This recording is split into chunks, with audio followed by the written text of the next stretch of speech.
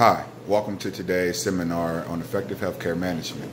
Today we're going to go over the 5 functions of management as well as 3 different types of management. Alright, so let's jump right into it. We're going to start with the 5 functions of healthcare management, which is planning, organizing, staffing, leading, and controlling.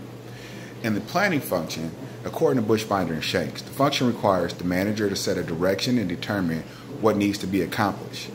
So to sum that up, managers establish the company's long and short-term goals here. So some examples of what occurs during this stage is mission, vision, and values, a short and long-term strategy, as well as any type of financial forecasting, long and short-term, which will lead us to our organizing function.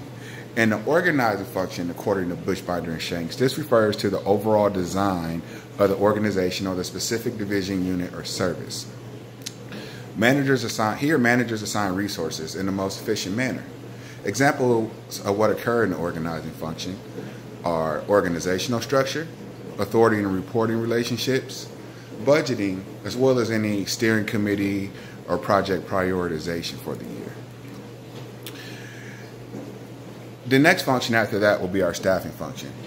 According to Buchbinder and Shanks, the staffing function refers to acquiring and retaining human resources. It also refers to developing and maintaining the workforce through various strategies and tactics. So here, managers must identify, attract, hire, develop, and retain human resources. So some examples of what managers do in the staffing function is we hire new staff, training, offer competitive compensation through market research, make sure we retain our best staff, and also make sure there's continuous development that's going on that occur to keep up with the leading industry trends.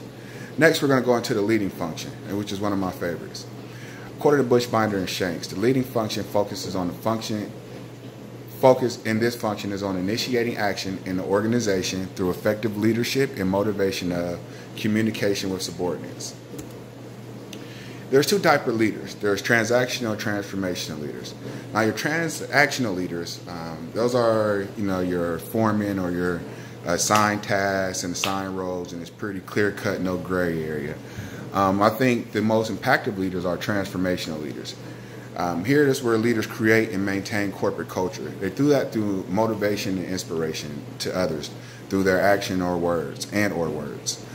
Some examples of what occurs in a leading function is communication, assigning and delegation of tasks, motivation, implement strategic objectives at the operational level, change management, as well as expectations.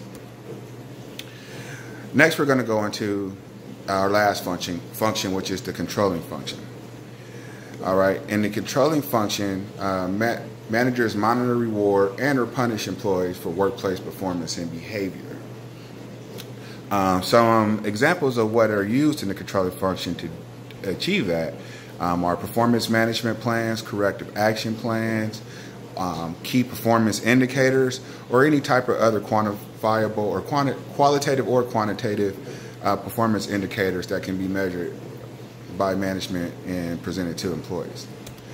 All right, next we're going to go into the 3 different management styles. I'm going to go right into directing. All right. In our directing style, according to Fryfield, directing style promotes learning through listening and following directions. Here, managers assign specific tasks, expectations, and due dates. So these are more of our transactional leaders like we just talked about.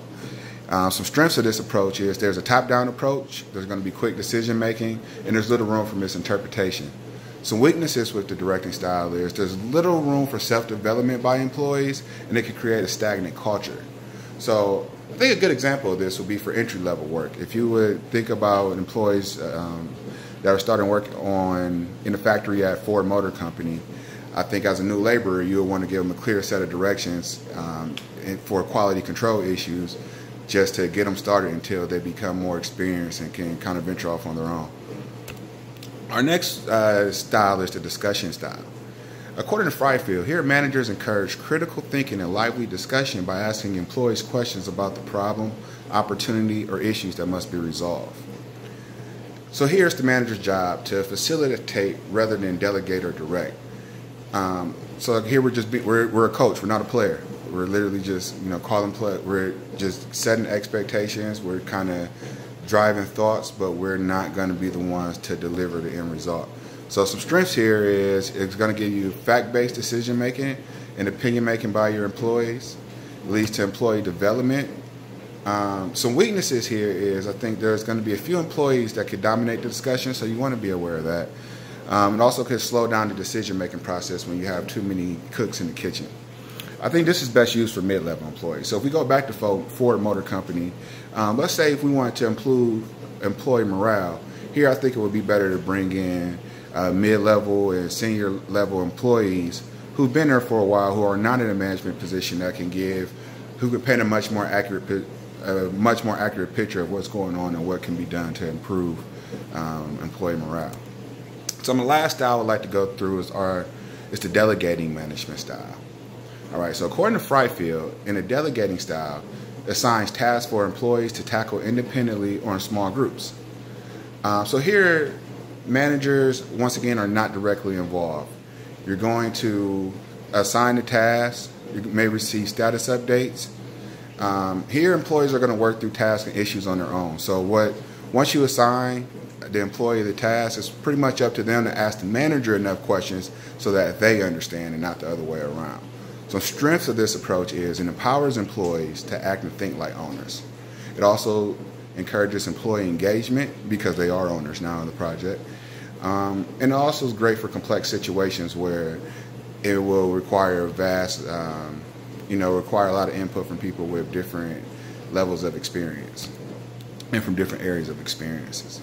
Some weaknesses with this approach is employees can become overwhelmed. Some employees may lack the skills and experience for success. So I think here it's very important just that you have the right people. You want to make sure that people are competent enough to get the task done without damaging their morale.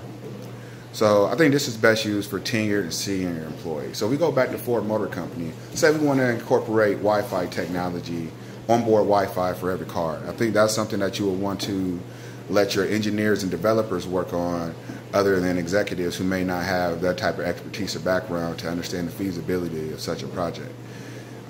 So here we went through the 3 different management styles as well as the 5 functions of management. If you have any questions, feel free to stop me at any time to discuss further. Thank you for attending.